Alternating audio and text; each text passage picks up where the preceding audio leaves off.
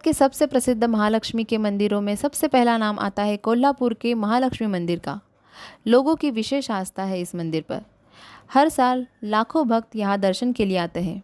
मान्यता है कि जो भी भक्त इस मंदिर में आता है, माता उसके दिल की बात सुनकर उसकी हर मनोकामना पूरी करती है। इस मंदिर में देवी लक्ष्मी को अंबाबाई के नाम से भी पूजा जाता है। इस प्राचीन मंदिर से जुड़ी पौराणिक कथा इस प्रकार है। एक बार ऋषि भृगु के मन में विचार आया कि त्रिदेवों में सर्वश्रेष्ठ कौन है।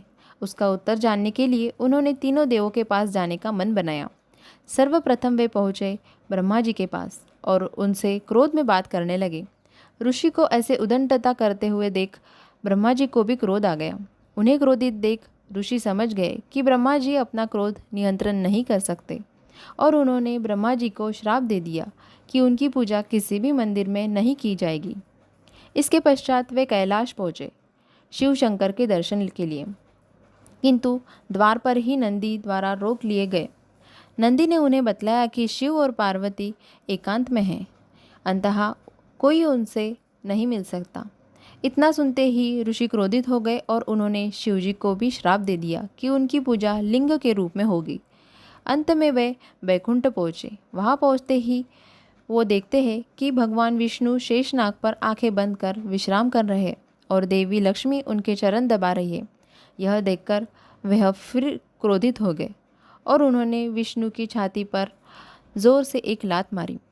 इससे भगवान विष्णु जाग गए और उन्होंने ऋषि के पाँव पकड़ लिए और पूछा, कहीं आपको चोट तो नहीं लगी? यह सुनकर ऋषि भृगु का क्रोध एकदम शांत हो गया और वे विष्णु की प्रशंसा करते हुए वहाँ से चले गए। किंतु यह सब देखकर देवी लक्ष्मी क्रोधित हो गई। उन्हें ऋषि का यह व्यवहार अच्छा नहीं लगा और न ही वह अपने पति का अपमान सह कर सकी। उन्होंने विष्णु से कहा कि आपने उन्हें दंड देना चाहिए, किंतु विष्णु उन्हें शांत होने के लिए कहने लगे। किंतु माता लक्ष्मी ने उनकी बात न मानकर वैकुंठ धाम का त्याग कर दिया और पृथ्वी पर आ गई। जहाँ वे पृथ्वी पर अवतरित हुई वह जगह ही कोल्हापुर नाम से जानी जाती है। देवी को मनाने के लिए भगवान विष्णु भी धरती पर वेंकटेश के रूप में अवतरित हुए, जिनका मंदिर तिरुपति बालाजी नाम से जगत प्रसिद्ध है। इस मंदिर की कई विशेषताएं भी हैं। इस मंदिर में माता लक्ष्मी की भव्य प्रतिमा काले रंग की है, जिसकी ऊंचाई 3 फीट है। मंदिर के भीतर एक दीवार में श्री यंत्र खुदा हुआ है।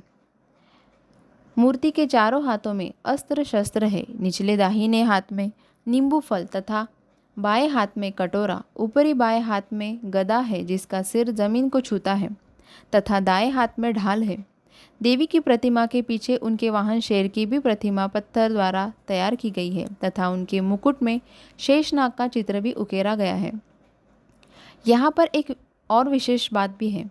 अन्य हिंदू धार्मिक स्थलों पर देवी देवताओं का मुख पूर्व अथवा उत्तर दिशा की ओर होता है, किंतु यहाँ देवी महालक्ष्मी पश्चिमी दिशा का निरीक्षण करते हुए स्थापित है। मंदिर में एक छोटी सी खिड़की भी है जो हमेशा खुली रहती है। इसके माध्यम से सूरज की किरणें हर वर्ष मार्च और सितंबर के महीने में 3 दिनों के लिए देवी जी के मुख मंडल को रोशन करते हुए चरणों में समा जाती है। इसी तरह की जानकारी और जानने के लिए हमारे चैनल पर बने रहे and don't forget to subscribe my channel all in one.